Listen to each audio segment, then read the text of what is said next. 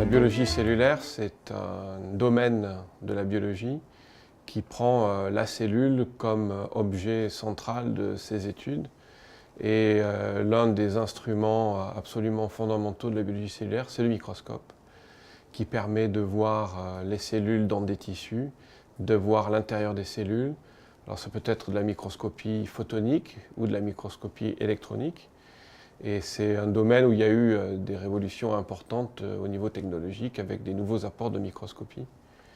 Et la biologie cellulaire, c'est un domaine qui est assez central. Alors je sais que les généticiens vont dire que le leur est central, les physiologistes vont dire que le leur est central, mais moi je dirais que la cellule, c'est l'endroit où les gènes s'expriment, où la pression de l'environnement et de l'évolution s'exerce, et puis les cellules vont renvoyer leur information à l'extérieur, communiquer entre elles. Donc pour moi, c'est à peu près certain et évident que la cellule est au centre de tout. Il y a des avancées conceptuelles et puis il y a des avancées technologiques. D'un point de vue technologique, on peut dire que dans les 10 dernières années et même dans les toutes dernières années, il y a eu des avancées en microscopie photonique qui permettent de franchir une barrière qu'on pensait insurmontable au niveau de la résolution aux alentours de 250 nanomètres. Et en fait, par un certain nombre d'artifices expérimentaux, on a maintenant une floraison de techniques de microscopie qui permettent d'atteindre des niveaux de résolution 10 fois meilleurs. Alors on n'est toutefois pas au niveau de la microscopie électronique, mais on se rapproche d'une échelle qui permet d'aller regarder vraiment très précisément des organites subcellulaires, des complexes macromoléculaires in vivo, voire au cours du temps avec des aspects dynamiques.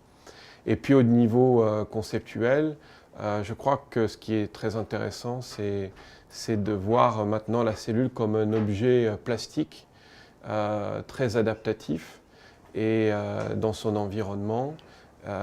Et donc ça a un impact important pour comprendre à la fois l'effet par exemple des polluants, des médicaments, arrive à comprendre comment le système peut se déréguler dans l'organisme.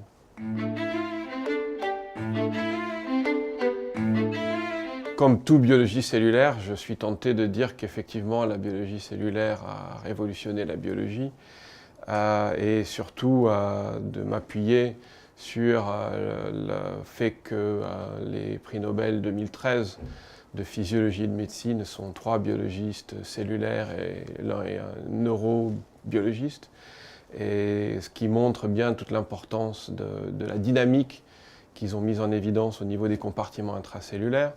Après, il n'y a pas effectivement des révolutions permanentes, mais la dynamique des compartiments intracellulaires, la dynamique du génome à l'intérieur de la cellule sont des phénomènes extrêmement importants mis en évidence par les biologistes cellulaires.